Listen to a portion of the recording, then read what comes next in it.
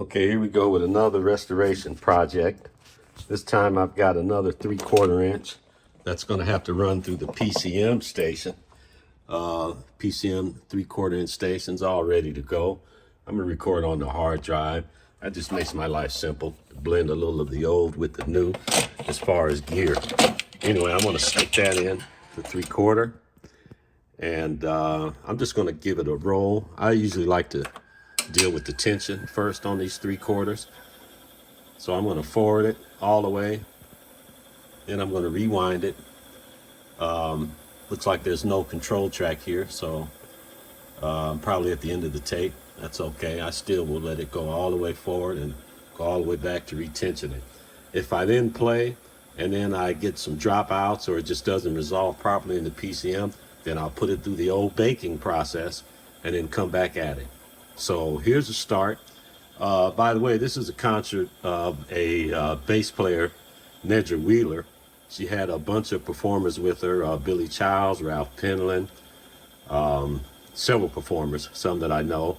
And this was something that was resurrected. Actually, to be honest, these tapes were provided to her a long time ago, but she was busy, probably touring the world and doing things, and was too busy to pick up these tapes.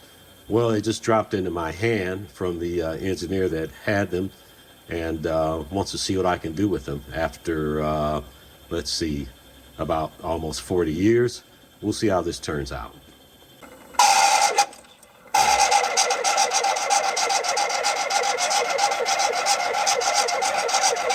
That's some of the strange 3/4 sounds you hear. Let's see if this will rewind successfully. If it doesn't pass the rewind, fast forward retentioning test, I can move no further with this tape. Maybe even have to bust open the cassette and help retension the tape manually. But anyway, pressing forward. I was noticing this tape was a, seemed to be used tape at the time. I asked the engineer about it, and I said, well, you know, I'm not used to this stock. What stock is this? And he didn't know it's from the B stock, which is basically some used stock, maybe some 1 or 2 pass stock that's been recorded over once and then degaussed to sort of erase the tape and to reuse it.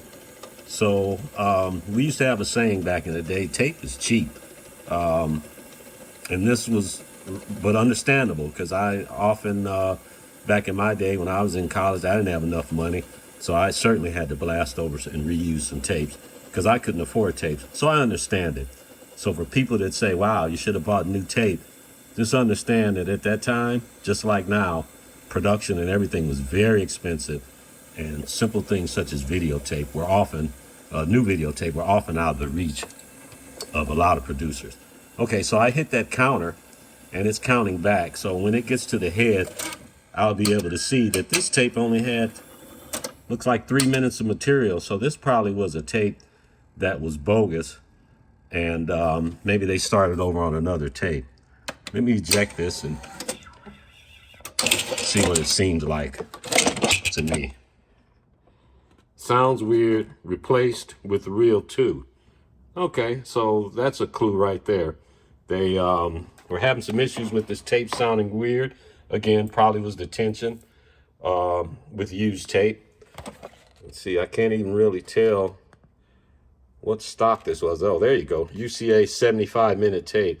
These definitely weren't optimum for us to use back in the day. We tried to use nothing over a 60 just because the 75s just seemed to have problems after so long. So anyway, let me grab the second tape and see what it looks like. Okay, here's a second reel. Seems to have that same nice, good-looking plastic case. I'm going to open it up and see what it looks like. From the outside, yeah, PCM number 2, Nedra Wheeler number 2. Okay, again, serious B stock. You can even see what was on there for 1982. This facility was Vidtronics. Wow, that's an old facility. Look, even had the FBI warnings. They even called it pay TVs before cable and streaming. And patent applied for. Anyway, this is PCM cassette 2. This wasn't optimum stock back in the day, but let's just see how it performs. It may surprise us. Yes, and for sure I'm going through the tension test again. I always do it. When I start recording, I like to start off with my skews centered. I also like to start off with my tracking centered. Right now you can see from the last tape I had to tweak it a bit. But anyway, I'll set this to the D10 position for now, and then we'll take it from there. It's good that someone had a quick response then and was able to at least replace a tape after 3 minutes, so chances are didn't miss much from the concert. So anyway, I can't wait to hear if this is going to be successful. Let's see how it goes. So my plan in using some of the new gear with the old gear is that I'm going to record on this hard drive, and that's basically going to record an MP4 with 48K 16-bit audio. Oh, there's that sound. Okay, so 57 minutes. I'm going to let it just go to the end, so it will just automatically start rewinding. There it goes. It didn't sound that bad at the end with the screeching, so that's a good sign that the tension is good near the end of the spool. So we'll take it back to the head of the spool again. Might need to clean the heads, but I'm going to give it a shot first and just see how this tape performs. Maybe the oxide is still holding. I've had bad luck with certain old manufacturing tapes, but like I say, you learn a lot about the past by using these tapes. Anyway, I'm gonna let this rewind, then I'll get back to it. Okay, we're getting to the head of this tape, and you can hear the noise as we get to the head, and this all sounds normal.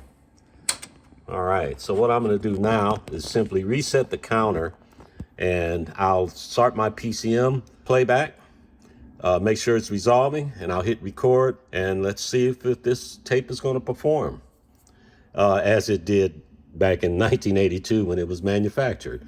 Okay, here we go. So reset the counter. All right, I'm gonna hit play here. Go to my switcher. I'm gonna go into record mode. I see it's resolving. I don't see a lot of hits. Don't see any audio coming in either at the moment. But I see the PCM is resolving. And I probably, yes, I have copy on. So everything is set up correctly here at the PCM.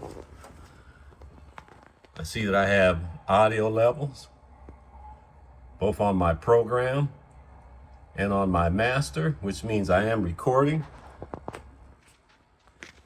Looking at my tracking, looks strong.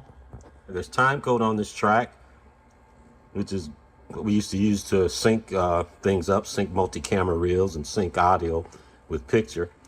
Obviously I don't need it in this case. All of my indicators are fine here. There's no tracking errors, no emphasis errors, no errors of any kind. I just hope the audio level is strong enough.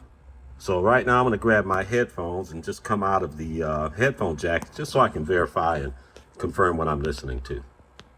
Okay, I've got the headphones in, confirming that I am in fact hearing this audio. It's resolving. Tape machine's holding up strong. This is great news. That was pretty decent one pass or multi-pass stop. I'll keep my fingers crossed. I'll just go do something else and set a timer for 57 minutes. And I'll come back and check this. That's the old school with the new school. All right, give me an idea of the audio levels we're looking at. These are good levels. I've still got a lot of headroom because I do have to likely remaster this. But this should sound pretty good, the original stereo recording. I'm very curious, and I'm also very happy that this is working so far, and that Nedra will eventually be able to hear this. Okay, I'm hearing things coming to an end. This actually recorded really well. Didn't get any issues as far as major dropouts. The PCM did not report many errors. It did peak at a couple of sections, so it wasn't quite enough headroom. I did notice that there was a little bit of, let's call it muddiness, especially in the vocalist. We'll see if I can fix some of that. I'm going to take a little clip of it and see if I can extract the vocal and maybe de-reverb the vocal to get a clearer effect. Just give more presence to the vocal on one particular piece that I saw, or that I listened to rather. Anyway, so far it's been successful on the transfer. I'll verify that when I pull the hard drive over into my system. But once again, this was the PCM-F1 in work again. And there goes the mute. So that means there's no more PCM material being processed or resolved. And also I can see the counter has stopped. So what I'll do is just stop this recording here and proceed on to the next step.